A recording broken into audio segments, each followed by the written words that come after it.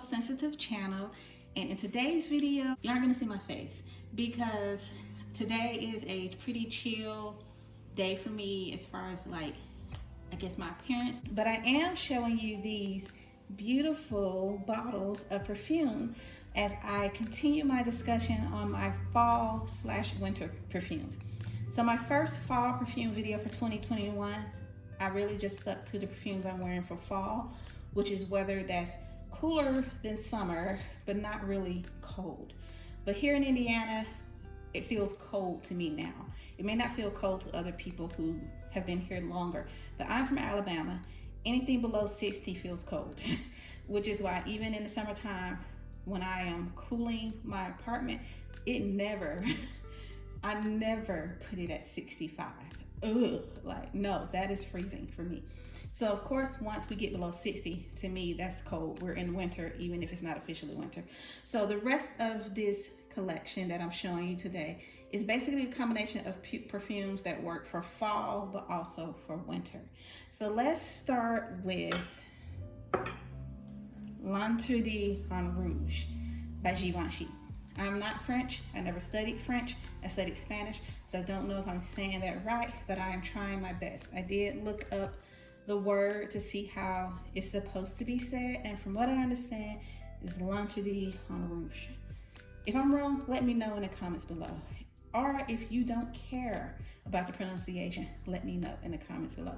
Just tell me your feelings in regards to videos about perfume and how you feel when people pronounce perfumes correctly or incorrectly. Anyway, this is L'Interdit en Rouge. I have the original L'Interdit, love it. The first time I talked about it was in a video where I talked about underrated perfumes. I had received L'Interdit as a sample by then. And when I smelled the sample, I was like, oh my goodness, this smells so good. L'Interdit smells like a white floral with some dark elements to it. But it still has a bit of brightness because the tuberose in L'Interdit still leans more towards a bubblegummy smell. Also has notes like pear, so it still has a bit of brightness. And that one, I know some people still wear in the winter, but the L'Interdit 2018 version, I wear year round. To me, that's a year round perfume. L'Interdit en Rouge is more of a winter perfume.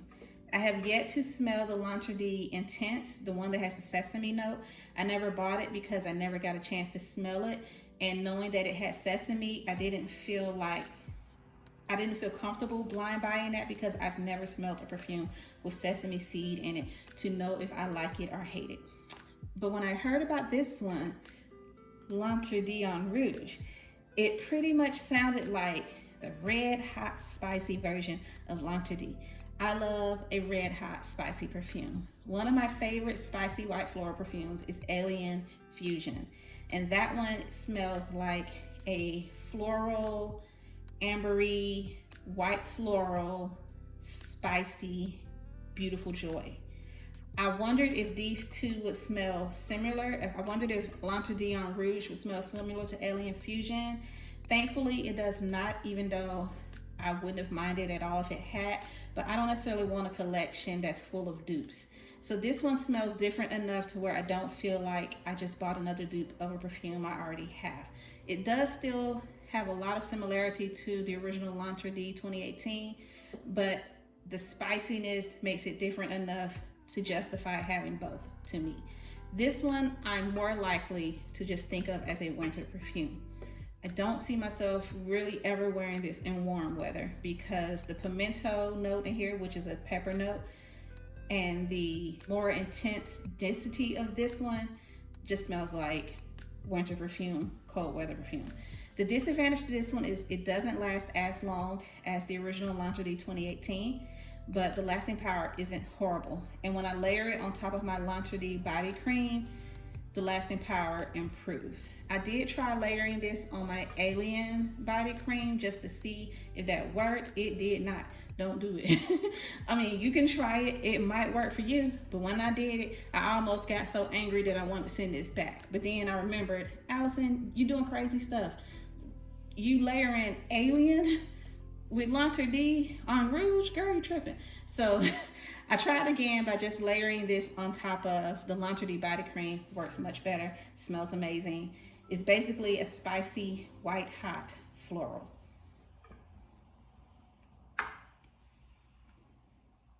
Next up, we have Estee Lauder's Youth Do. Okay, I just noticed that was only partially on. But I love this perfume. And at the same time, I completely understand why anybody hates it.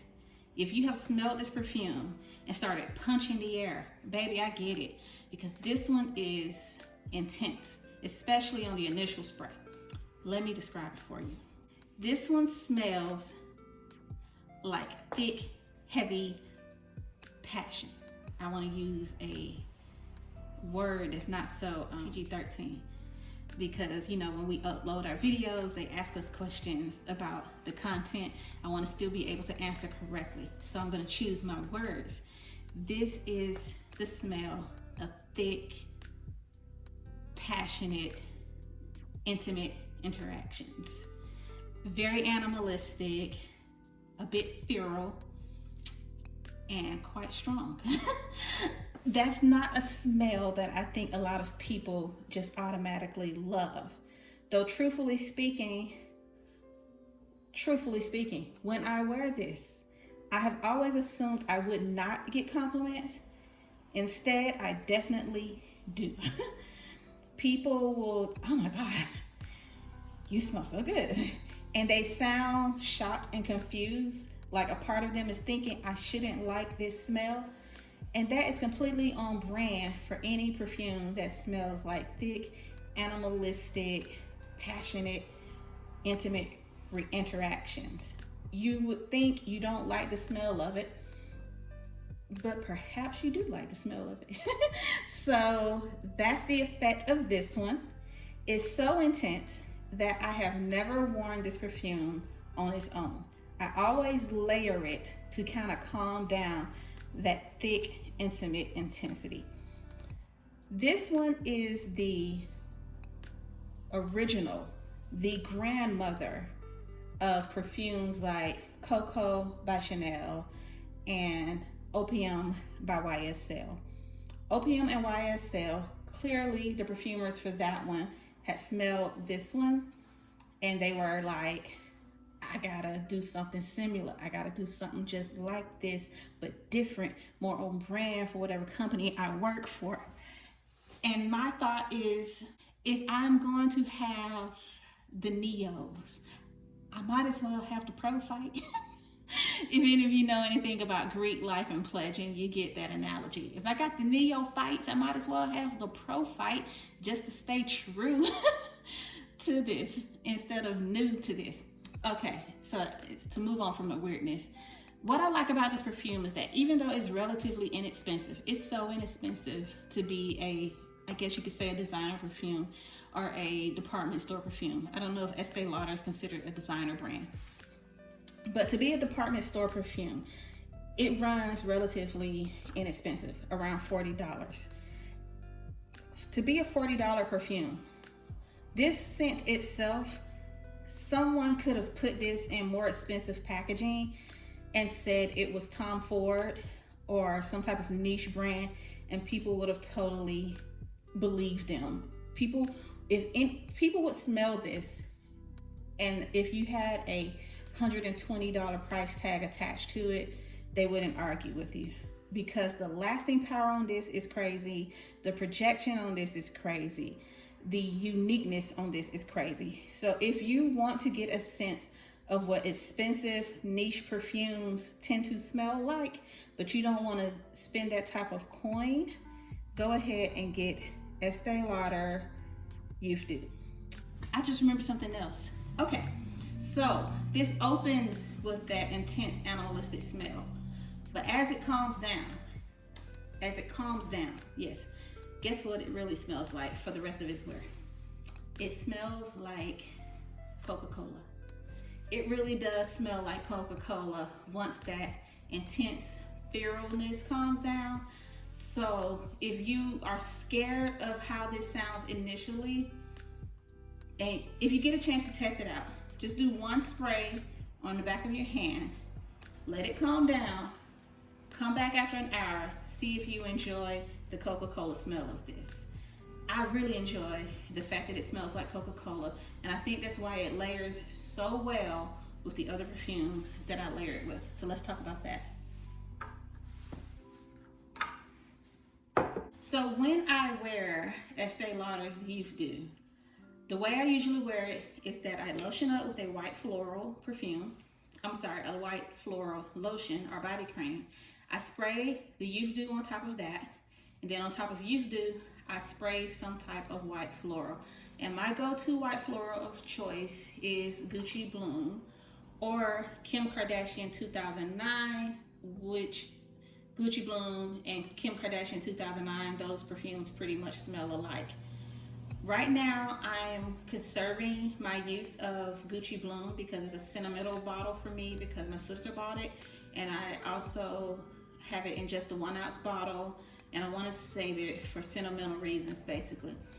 But now I have Gucci Bloom Profumo di Fiori, which still has that Gucci Bloom DNA, but with Ylang Ylang added to it. Honestly and truly, the Ylang Ylang and Gucci Bloom Profumo di Fiori is not that strong, so it's not like it takes over the scent or it changes it that much. It's blended in into my nose to be, it's there enough for you to be able to detect it once you know that it's there, but you don't necessarily pick it up off just smelling it before you read the notes. It's not like you smell this perfume and you immediately go, yellow florals. Honestly, you smell this, initially you might think it's not that different from Gucci Bloom. So because of that, and the fact that I love layering Gucci Bloom on top of Youth Dew, I now layer Gucci Bloom Profumo di Fiori on top of Youth Dew.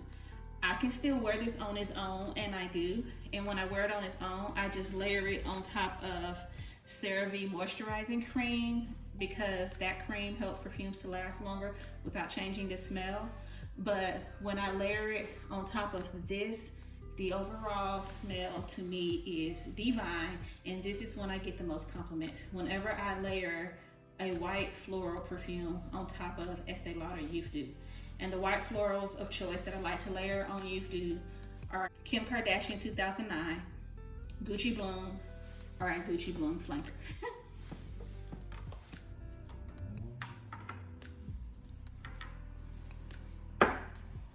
Next up, we have Alien Eau de Parfum. I've talked about this perfume on my channel before. You've heard me talk about it. You might even think you're gonna just go ahead and skip to the next part of the video because you don't care to hear anything more about Alien, because I'm not the only one who has waxed poetic about Alien Eau de Parfum by Mugler. I have never smelled the original perfume formulation of Alien. From what I've read, it's very nuclear, bombastic, strong, polarizing, and this one isn't nearly on the same level according to people who've been able to compare the two. I enjoy this formulation of Alien anyway because to me it's still strong and beautiful and impressive. It's also polarizing because to me it has that more indolic jasmine smell. So there's a jasmine note in here. There's also amber, which helps it to presumably be warm, but to me this still has a bit of coldness to it. The amber to me just helps to ground this and make it heavy enough for winter, but it doesn't make it warm the way you would think of most winter perfumes. Again, this one has an indolic smell, which basically means it can smell a bit like rotted plants. So that's why it can be off-putting to some people. But the people who love it, I think they smell more of the grape smell and happen to love a grape smell in true form to the color of the bottle. Alien can smell a bit like grape soda or grape juice. More like grape drink instead of grape juice, because it smells synthetic or artificial. It doesn't smell like the actual grapefruit. It smells like grape flavor. So I think that's what some people are smelling. The ones who like it, perhaps that's what they like about it. Perhaps that's what I like about it. And this one I wear on its own, as in I don't layer it with other scents. I only layer it with the matching body cream to improve the lasting power. So earlier I mentioned perfumes that have like a dark, weighed down smell. This is one of those perfumes. This is Sofia by Sofia Vergara. It very much has a darkness to it that feels heavy and weighty.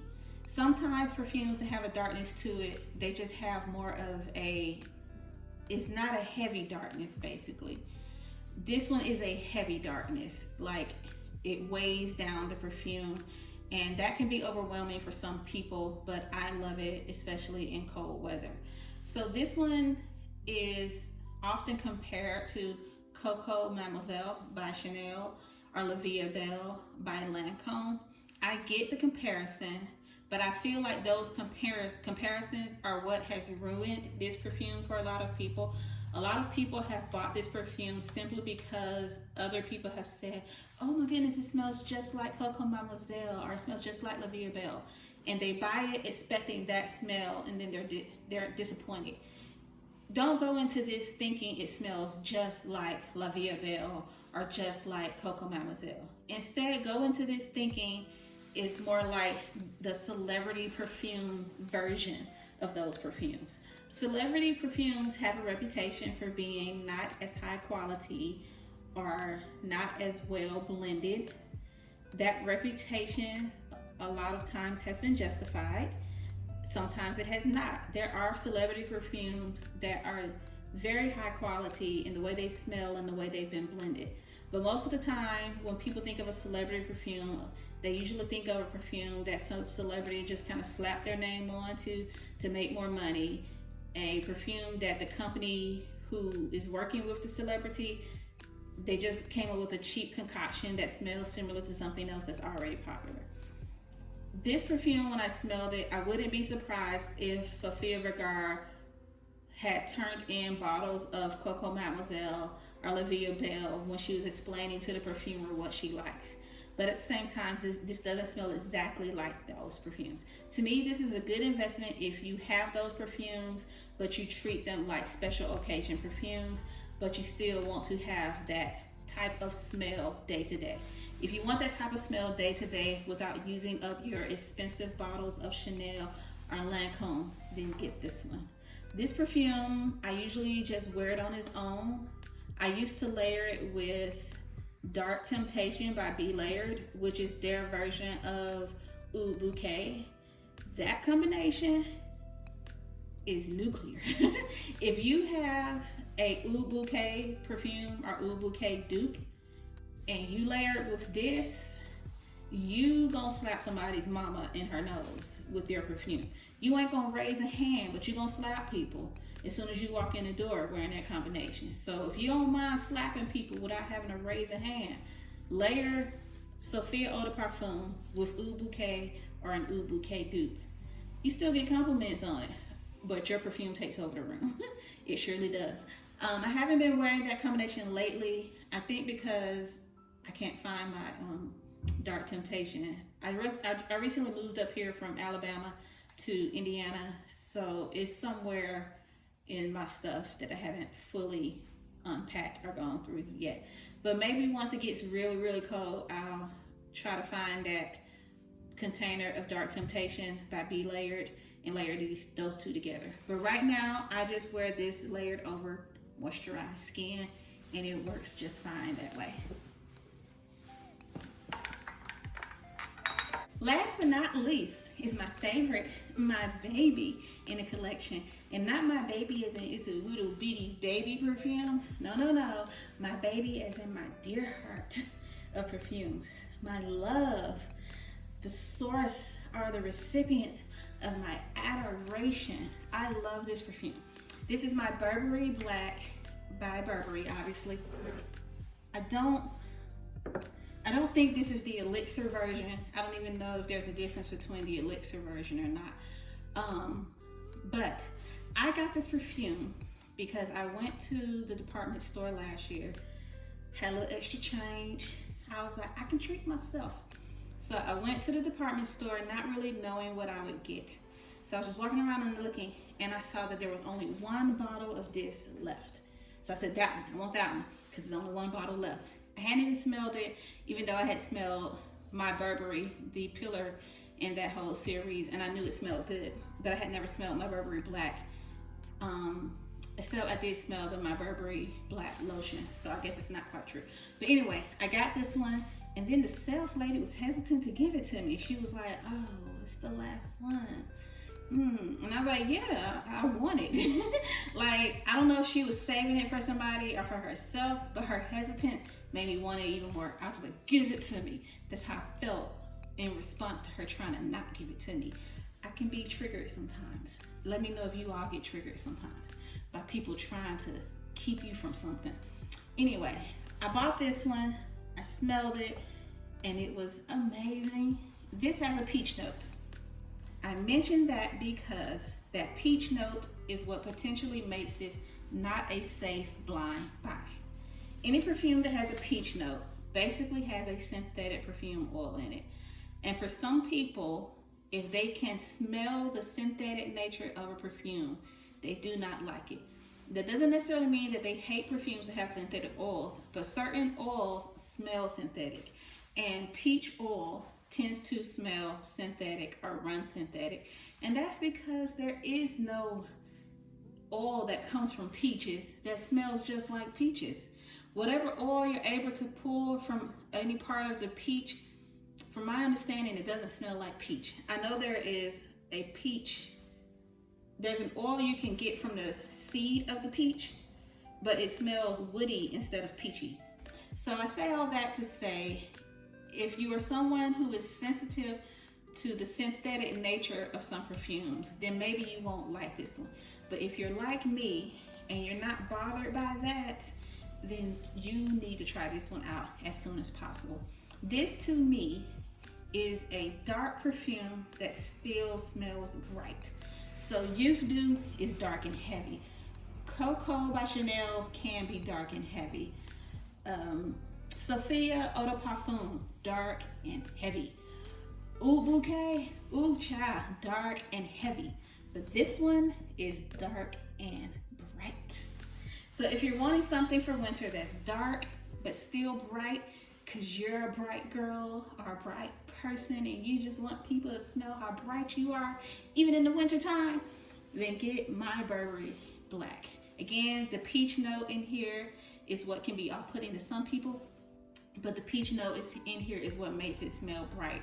It also smells ambery to me, like it has a warm ambery smell. So I think that's something else that brightens it up. I think Coco by Chanel has an amber note, and that helps it to not smell as dark as Estee Lauder's Youth Dew. But the amber and the peach and the florals in this one come together so beautifully to smell like a fruity, warm, lovely scent. I got stumped for words, but that's what I'll say. Fruitiness, warmth, florality, and beautiful. That's what this one is.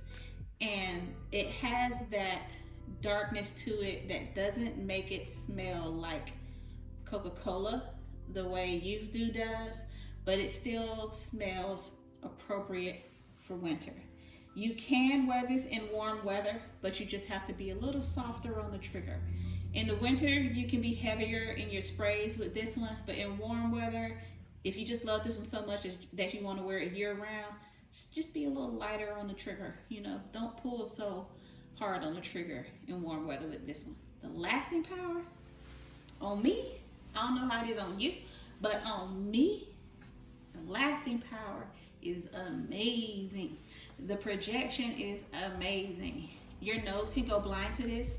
Some perfumes are so strong that they kill your sense of smell for a while and you just don't smell anything for a while. But I get compliments on this one all day, and I get sincere compliments. I get the type of compliments where people are almost not wanting to admit how good I smell. It smells so good. They're just like they almost mad at how good I smell. That's how good this one smells. Like, it smells so good that it almost makes people mad at you for daring to smell that good whenever you happen to smell that good. I've worn this one to work, so I can see how people could be like, why are you coming up in here in the office smelling like you finna take somebody's man. So I can see how this can kind of make people like, oh, where you think you're going? I thought you were just going to make copies. But you smell like you're going to make something else. I'll stop there. So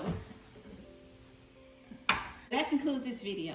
Let me know if you liked it. I hope you did. I was hoping to go for a shorter video, but here we are. The video is longer than I planned for it to be. But if you stayed for the whole video, thank you so much. Thank you for contributing. Thank you for contributing positively to my algorithm. I had to slow down on that because that was a bit of a tongue twister. Thank you for your contribution in a positive way to my YouTube algorithm. Thank you so much. Alrighty, and if you're feeling even more gracious and you want to trigger more gratitude from me, just go ahead, hit the like button, the subscribe button, and leave a comment below and let me know how you feel today. Just tell me how you feeling today. You don't even got to talk about perfume. Alrighty, see you on the next one. Bye.